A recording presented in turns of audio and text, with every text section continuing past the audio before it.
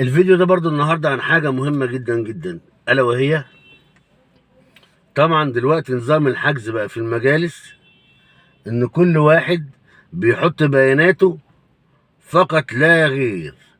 الموقع بقى بمزاجه بيختار لك اليوم، وبمزاجه بيوجهك للمجالس اللي تعتبر أقرب ليك. كويس؟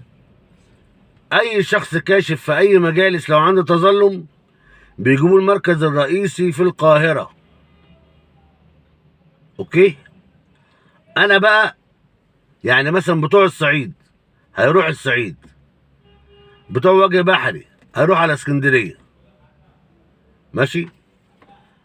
انا بقى بقدر، بعوذ بالله طبعا من كلمه انا، اي حد من الصعيد او من بحري انا بقدر اجيبه مجالس القاهره مباشره.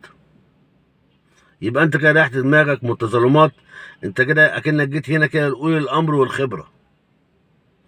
اللي عايز يحجز معايا سواء من الصعيد او من وجه بحري، تمام، انا بجيبه على المجالس هنا في القاهره مباشره.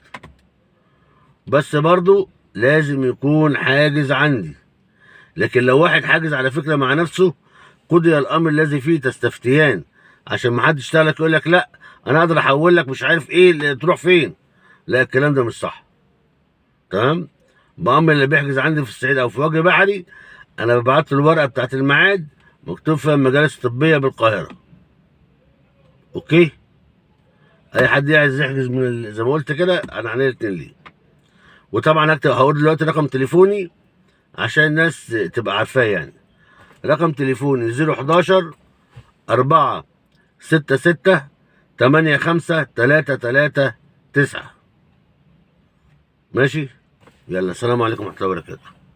وعلى فكره الفيديو اللي جاي مهم جدا عشان الناس اللي بتيجي هنا عند المجالس عن احلى شغل بيتعمل عليهم، لان الناس بجد خايبه، الناس ما عندهاش دماغ.